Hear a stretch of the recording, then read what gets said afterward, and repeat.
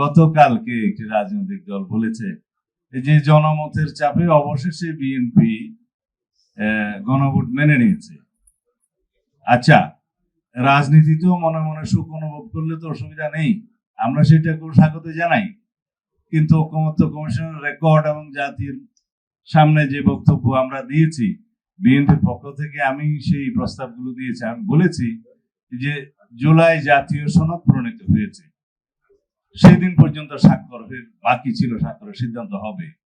বলেছি এটা স্বাক্ষর হবে এবং ঐতিহাসিক একটা অনুষ্ঠানের মধ্য দিয়ে স্বাক্ষরিত হবে। সেই জুলাই জাতীয় সনদ স্বাক্ষরিত হওয়ার পরে টোটাল সম্পূর্ণ জাতীয় সনদের বাস্তবায়নের উপরে জনগণের আমরা একটা সার্বভৌম জনগণের সম্মতি নেব, যাতে তার উপরে আর কোনো আইনি ভিত্তি বলার কোনো সুযোগ না থাকে। কারণ ওইটাই সর্বোচ্চ আইনি ভিত্তি। আর্টিকেল 7 অনুসারে প্রজাতন্ত্রের সকল ক্ষমতার মালিক জনগণ হিসেবে, এবং আর্টিকেল 7 এর সাবসেকশন 2 হিসেবে বলা আছে যে জনগণের অভিপ্রায়ের চূড়ান্ত মানে পরম অভিব্যক্তির উপরে সংবিধান হচ্ছে সর্বোচ্চ আইন। এখন সেই হিসাবে আমরা বলেছি আমরা জনগণের কাছে যাব, জনগণ যদি এটা হ্যাঁ বলে এটা বাস্তবায়িত হবে।